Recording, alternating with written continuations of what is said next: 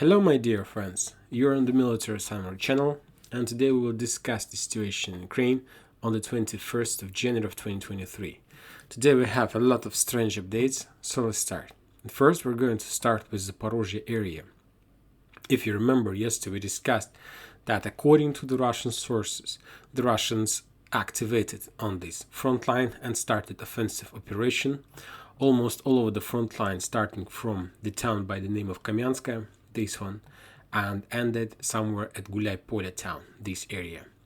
And furthermore, when talking about the Russian sources, they were showing us that the Russians got control over Lapkovo, this town, but this information was confirmed by the Ministry of Defense of Russian Federation. When talking about other Russian sources, as the Russian Telegram channels, military experts, and the soldiers on the ground, they were saying that the Russians also entered Mali Sherbaki, Novoandreevka, Novodanilovka, Malotokmachka, and Belogorye. But as you can see, according to even the Russian sources map, all these towns still are in the gray zone. And when talking about the Russian segment of internet, believe me, today, since this morning, we haven't received any updates from this area, and this is very strange. And I tried to analyze the situation, tried to analyze what is going to be next. Maybe that was some kind of speculation. Yes, there's some kind of media campaign that the Russians were trying to run just for one purpose, to understand the Ukrainian movements or something like this. But today, when talking about the Ministry of Defense of Russian Federation, they reported that as a result of offensive actions, they managed to improve their positions, and they managed to take more ground, more territories, and more land or more ground, something like this. They haven't reported about the towns and so on. Other Russian sources are saying that the progress on the front line was around 8 kilometers. So the Russians managed to develop their bridgehead for around 8 kilometers. But as you can see, no reports. And when talking about the Western sources and the Ukrainian sources, they haven't even mentioned this offensive operation from the Russian side. And there are possible few explanation about this situation, and I believe that the most important one is that the Ukrainians are these days, maybe not these days, these hours, these minutes, try to accumulate their counter-offensive fist, and the next 24 hours the Ukrainians will try to return back these positions like Sherbaki, Mali Sherbaki, Novoandreevka, Novodanilovka, Malotokmachka, and Belogorye. And by the way, when talking about Russian sources, there is one Russian source who confirmed this situation, that Ukrainians in Orekhov these hours, trying to collect the counter-offensive fist, they're moving reserve, and the next minutes, the next hours, they will try to return back all these towns. And I believe that after this attempt, the Russian sources map will be updated, and we will receive more updates. And it depends, of course, whether the Russians are able to hold new positions, or they will lost these towns and they will be forced to step back on direction of their previous bridgehead. We'll see. I believe that the next 24 hours, maybe 48 hours, we're going to understand the real picture here. Another interesting updates for today was about the town by the name of Gulay-Polye. Just like 20 minutes before I started recording this video, some Russian sources reported that the Russians have activated on Gulay-Polye front line, and they continue their movements. Very interesting situation from both sides, and it's very difficult to understand who's right, who's correct, who's wrong, who's speculating, and what is really happening there. But anyway, I believe that by Monday or by Tuesday we're going to understand everything, what happened, and what parties are planning to do next. When talking about the losses, about the report of Ministry of Defense, the Russians reported that as a result of previous clashes in this area, the Ukrainians lost around 30 soldiers, 4 armored vehicles, and 2 artillery systems like Akatsa and the howitzer D-20. Now we're moving to Donetsk, and there are also not much updates on this area. The Russians reported that during the previous 24 hours, the Ukrainians lost around 50 soldiers, 5 armored vehicles, and 2 artillery systems like D-20 and D-30 howitzers, 1 ammo depot, and 1 radar INT PK-37. When talking about the situation on the ground, as you can see, there are no changes. the same picture. And so one very interesting updates are coming from Bakhmut Artyomsk front line. As you can see, there are still a lot of icons. The Wagners continue their offensive operation, and today, according to the Ministry of Defense of Russian Federation, the Russians reported that they established control over the small town Dvorechnya. It's a small village that located on the west from salt mine number 7. That means that salt mine, at least the ground part, the top part of salt mine number 7, is also under Russian control. Maybe there are still some Ukrainians on the ground. I believe that it will take days before the Russians inspect and check and clear these underground facilities, and after that we can say that entire Soledar with the suburbs is under Russian control. Furthermore, as you can see, there is a first update near Krasnopolye. This icon means that we can say that today we received the first confirmation of the fact that the Russians entered Krasnopolye and that they managed to establish real control over this town. So as you can see, the Russians pushes to the north. The situation for Seversk group is very critical. They may be encircled, or at least find themselves in operational encirclement, I believe, in less than 2 weeks. Furthermore, as you can see, another part of Wagner's forces moving in direction of Osykovka. And when we're talking about the Western Sources map, you're gonna see that, as you can see, this map also has been updated. This map still doesn't show us about the salt mine number 7 and Dvorechnya. This area, I believe that in a day or two it will be updated. So according to information we have, the Russians for today established control over Krasnopolye. And now the Russians from this area moves in direction of Mykolaiivka and of course in direction of Razdolovka. These two towns that will allow the Russians to collapse these two fortifications, two towns, allows the Russians to collapse the Ukrainian front line in Veselye, Belogorovka, and the Russians will easily take this territory and move further to the north. When talking about the west part of this area, the Russians moves in direction of Osykovka. And if the Russians are able to take this area, these towns like Vasyukovka, Sakovantseti, they will be able to take control over this one. And this is one of the cross. There are two roads that, let's say, there are 3 roads that the Ukrainians from Seversk group are able to use for evacuation, for supply and support. This is the first road. This is the second road. And this is the fourth road in this area that Ukrainians are able to use, let's say, to supply and support. And as you can see, if the Russians are able to take control over these towns, and believe me, they are able because they're very close for this. Furthermore, don't forget, when talking about the Ukrainians, they don't have real fortifications in this town. I believe that Ukrainians haven't prepared the defense line in this area, and the only thing the Ukrainians have in this area is just a fortification that they managed to establish since the beginning of the battle for Soledar or something like this. So we can say that there are nothing, and I believe it won't take a lot of energy and time for the Russians to establish control over this area.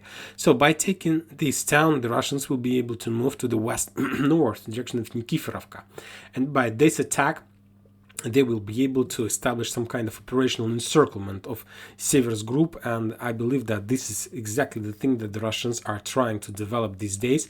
Now they will move to the north, to the west north, and with one purpose, to encircle Seversk. Seversk, this Ukrainian army is in a trap.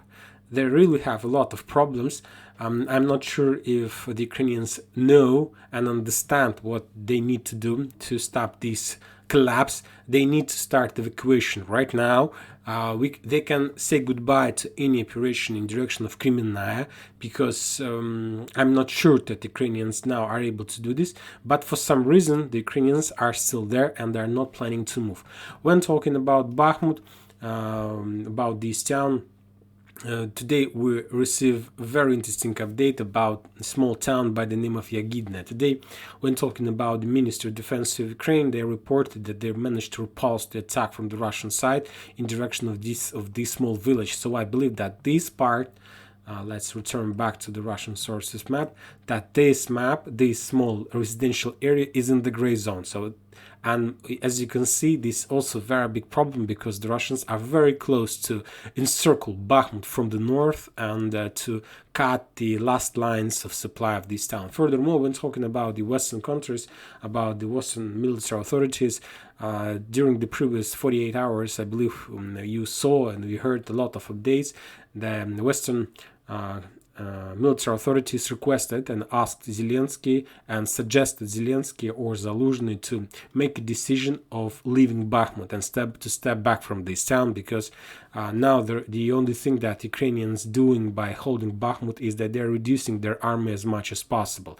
Meanwhile, the Russians attacks in Zaporizhzhia, in Orekhov. For now, there are no updates, but as I explained to you, that the real thing that there are no updates is that I believe Ukrainians are planning to start counter-offensive operation, and if the Russians are able to hold the pressure of this offensive operation, then they will give us more updates that they managed to establish control and so on. And for now, if we're talking about the Ukrainians, they need to win some time, but not they need to win some time, but not by losing their manpower. It is much more better to step back on the line Konstantinovka, Drushkovka, Kramatorsk, Slavyansk, and to allow the Russians to take all these small village by village.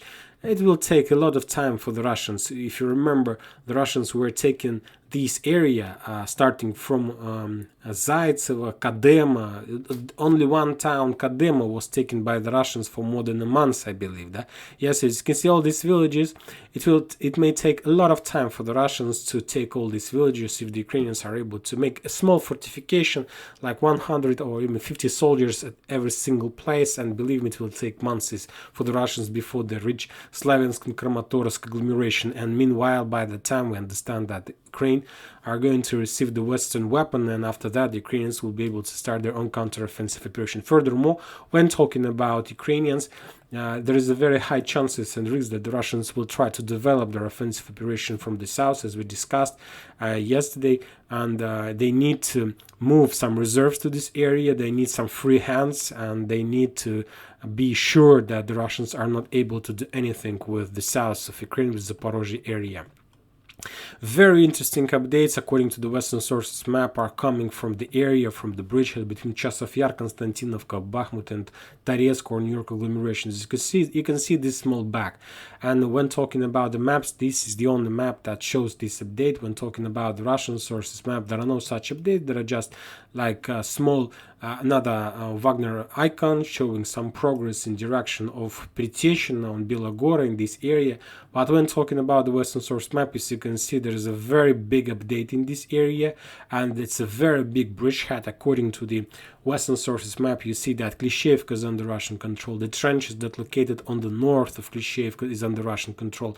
When talking about the Russians, you see that there is just a half of Klishevka is still in the Russians, and furthermore, the Russians are not saying that they control these trenches, but the Western sources map show us that the Russians established control furthermore, and all these updates are built on the basis of the report of Ministry of Defense of Ukraine. And today, the Ministry of Defense of Ukraine reported that the Russians made another attempt of attack in direction of Pritechen, Belogora, Delivka, all these towns. And this is very interesting situation, because if we take this information as a base, this configuration of the front line, so the Russians, according to this information, wants to establish something like this. We will hold a little bit. I will explain to you in just a second. So as you can see, the Russians attacked in the direction of Pritechen and Stupachki. These two towns with one purpose: to cut the road that connects Konstantinovka and Chasov Yar. And of course, if the Russians are able to take control over these towns, over these fortifications, they will take control of Belogorod, Delivka, Dachina, and Druzhba. And as you can see, this is a very dangerous bridgehead, and this bridgehead means that Ukrainians have a lot of problems. And when talking about such a configuration, if it's true, and possibly it's true, and maybe you don't remember, but before the Russians started all this situation, when the Russians, I believe, were somewhere in the vicinity of Kadema, I made a video where I tried to explain to you the operation of Bakhmut. And the thing is that I told you that if the Russians were planning to take Bakhmut, to encircle Bakhmut, they will do this through Chasov Yar. So they will not try to storm Bakhmut itself, trying to attack. For them, it is much more better and easier to attack this area, to, let's say, to establish, to develop their bridgehead like this way. So, and furthermore, don't forget that the Russians these days attacks like Krasную Гору, Paraskovivku, Yagodne, this town like Blagodatne, Dvorechny is also under Russian control. So they want to establish the front line in this area, something like this, and believe me, they will do this. And when talking about this configuration of the front line, you see that Bakhmut will be completely encircled and without any possibilities to evacuate for evacuation or something like this. So attack Chasov Yar. When comparing Chasov Yar and Bakhmut, Chasov Yar is a better target for the Russians, because in this case, if the Russians attack Chasov Yar from the south, let's say, I don't know how it's possible to do, then the Ukrainians will be forced to move some reserves back from Bakhmut, and so it might be a real encirclement, a real cauldron, and the situation for the Ukrainians in this area is critical. And also this critical situation is confirmed by the fact that Western countries, Minister of Defense of the United States of America, I believe, or the head of Pentagon, asked Zelensky to step back from Bakhmut and not to hold this town anymore. Anyway, we'll see. When talking about Donetsk, the Ukrainians lost around 50 soldiers, 5 armored vehicles, 2 artillery systems, D-20 and D-30. When talking about Liman and Kupiansk front line, there are no changes in this area, just the regular updates, regular artillery duels, and so on. When talking about Liman, the Ukrainians lost around 20 soldiers, 1 armored vehicles, 1 artillery system, as you can see, not much, and another Raider INT-PQ-37. And when talking about Kupiansk, the Russians were attacking the Ukrainians in Berestova, 103rd Brigade, and as a result of that attack, the Ukrainians lost around 35 soldiers and 3 armored vehicles. So the situation is stable on the north, the situation is critical on the Bakhmut front line, and the situation is very strange in Orekhov. But when talking about like global scope, and let's just one more time make some projections and so on, the Russians made some movements from the south, and let's mark this movement as a global scope, like arrows, something like this. So this is their movements through Orekhov and Gulaya Pole. When talking about Bakhmut itself, the Russian and Soledar and Seversk, the Russians moves try to develop their offensive operation this way. And if you remember, yesterday I told you that one of the possible things that this is not the these two attacks is not the only attacks that the Russians are planning to make, and furthermore, these two attacks is not the main attack directions. Bakhmut, it's Wagner's, it's not the main attack. This is the routine that the Russians need to do anyway. They need to get as close as possible to Slaviansk, Kramatorsk, to encircle from, let's say, from the heart side. When talking about Zaporizhzhia, this is not the main attack, because this is not the main attack, and that's it, because it's a very important one. And when talking about main attack, my projection was that maybe would be another attack from the north, and I was concentrated on the bridges. That the thing is to cut supplies and to supply roads and to cut the possibilities of supporting of army in Donbass with the Western weapon. When talking about this main goal of the Russians, like to cut the supply, another third direction of attack should be somewhere from the north, in direction of Kiev, in direction of the Dnieper River, and the main purpose is to cut as much as possible railroads that moves through this river. But there is another goal that the Russians might need to achieve during this general greatest offensive operation, and of course classic goal to encircle Ukrainian army. And to do this, it also completely correlates with the thing that we discussed many videos ago. It's completely correlated with the information that we received from the United Kingdom intelligence, and the possible direction of the Russian attack is in direction of Izum.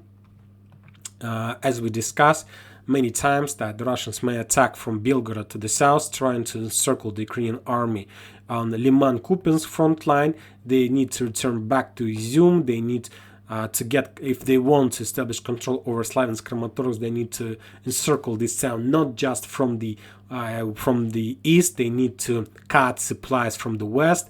So as you can see, this possible solution, and if the Russians are able to complete these things, this situation, they will be able to encircle around 200,000 army, the most effective, the most powerful, the most trained, with a lot of armored vehicles, equipments, with a lot of foreign soldiers, a lot of foreign specialists, a lot of foreign officers, and so on. And this is going to be a fiasco for the Ukrainians and collapse of their military system. And I'm not even sure whether the Ukrainians are able to restore after such operation.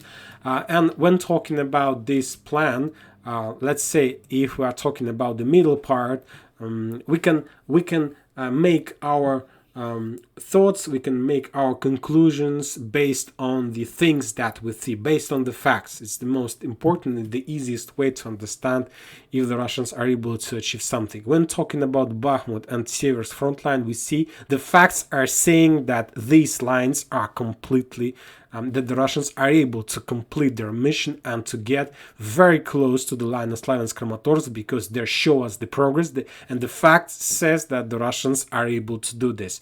When talking about the north area, this area, we received just a few updates from the intelligence, United Kingdom intelligence, that the Russians might want to encircle. Furthermore, this operation will start from the territory of Russian Federation. That solves a lot of logistic problems and so on, but for now there are no more facts from this area saying that the Russian might try to do this. And when talking about Zaporizhzhia area, there are some facts, at least we started receiving them just yesterday, and I believe that we need to wait for another few days to understand if the Russians are able to develop the progress of this offensive operation. And of course, to encircle Ukrainian army, it's a very ambitious goals. I'm not even sure if the Russians are able to do this, but I try to analyze if the Russians are able. They are able to get Izium back, I believe so. There are a lot of questions what distance the Russians are able to develop from the south and where exactly they're able to get. But anyway, as I understood, when talking about this configuration of the front line, if the Russians start movement from the south, from the north, and from the east, the main clashes we are going to see in the town, but in the area around Borovenkova. Anyway, this is the heart of this operation, because the Russians from the south need to get somewhere here, at least get Petropavlovka. So I believe that the Russians do able to get somewhere here to develop this bridgehead from the south. The same situation, the Russians are able to return back the territories they lost during the Kharkiv of counteroffensive operation. And as you can see, at this configuration, the Russians will start movement in direction of Borovenkova from the south and from the north, and they will try to encircle this army exactly in this point or somewhere around this town. And if they do this, it will be, I repeat one more time, collapse of the Ukrainian army. And it will be not just collapse of Ukrainian army, it will be the lose in this special it will be the lose of Ukrainians in this special operation, and I believe that they won't be able to restore their power.